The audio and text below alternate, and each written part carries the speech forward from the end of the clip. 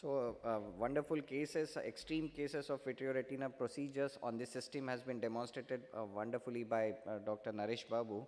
Now, I would show the use of this system in the most extreme cases, the most for any vitreoretinal surgeon.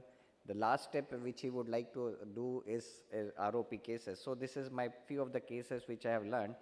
What is stage 4 ROP? Well, everyone knows that it's a partial retinal detachment. I will just run through it, initial slides.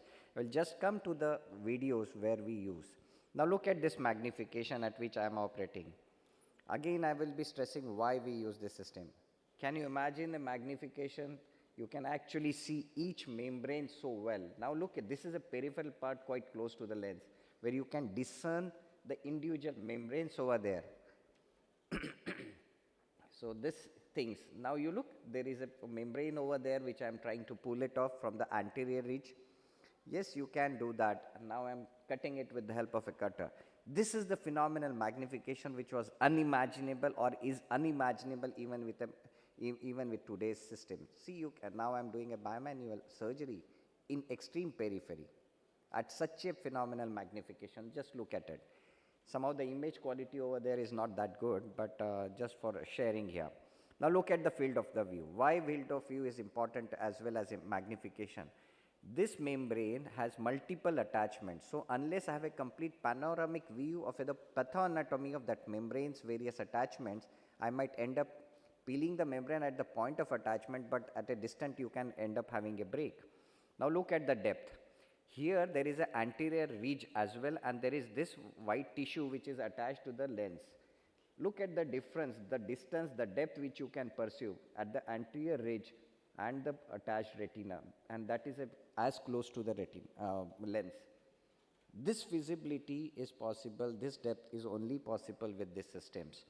Now I will just come to what are the aims of surgery in a ROP. Here, unlike any vitreoretinal procedures, we do not believe in doing PVD, just membrane, the points of attachment. These are the 4 points of attachment which have to be separated after minimal vitrectomy. Now this is ridge to ora connection which is being cut over here. This video I have already shared. This ridge to lens connection is being cut, and now this is ridge to ridge. Now again look at the phenomenal field of view. You can see in the single view the whole 360 degree of retina, and you can see where are the membranes and such complicated cases. Here a single break in a ROP case means that case is doomed.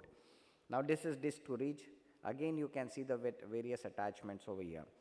Now I will come directly to few of the classic cases, few clock hours of traction over here, the posterior pole after post laser case, and you can see individual the attachment of this membrane. Just I snap that membrane and that job is done. Here I don't need to peel off I don't need to create a PVD and then do about a bit of laser and a fluid gas exchange. Now this rarely do we sacrifice lens, especially if there is an anterior ridge or the attachment of the ridge and the membranes is to the lens.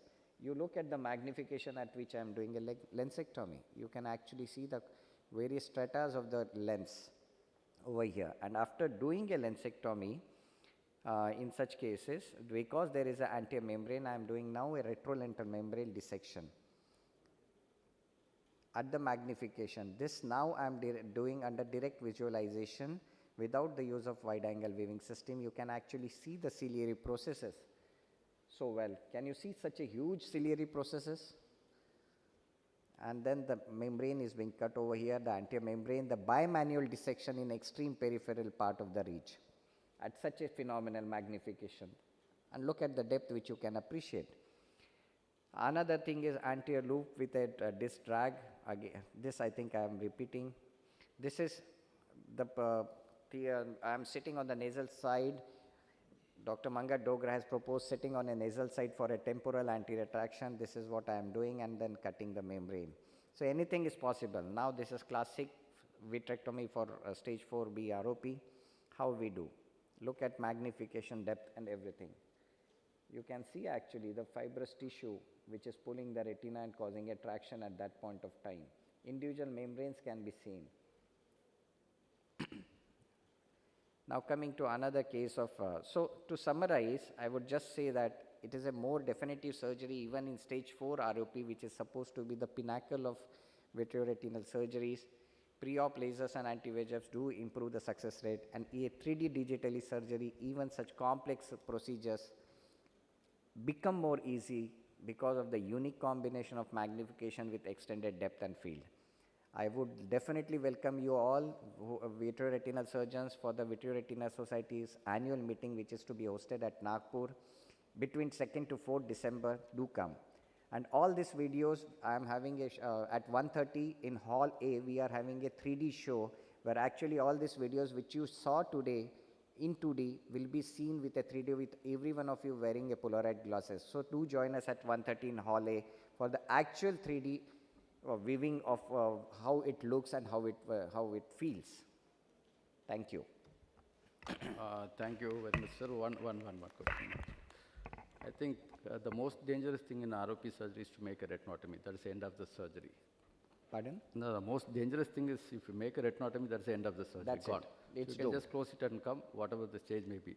So you think this particular system is a big advantage for you to not do that, to do that complication? Yes, of course. See, the thing is, as I said, you can see one of the cases I was operating a peripheral ridge, and that ridge was close to the posterior capsule. You know, in a small infant baby, most of the volume is occupied by the lens.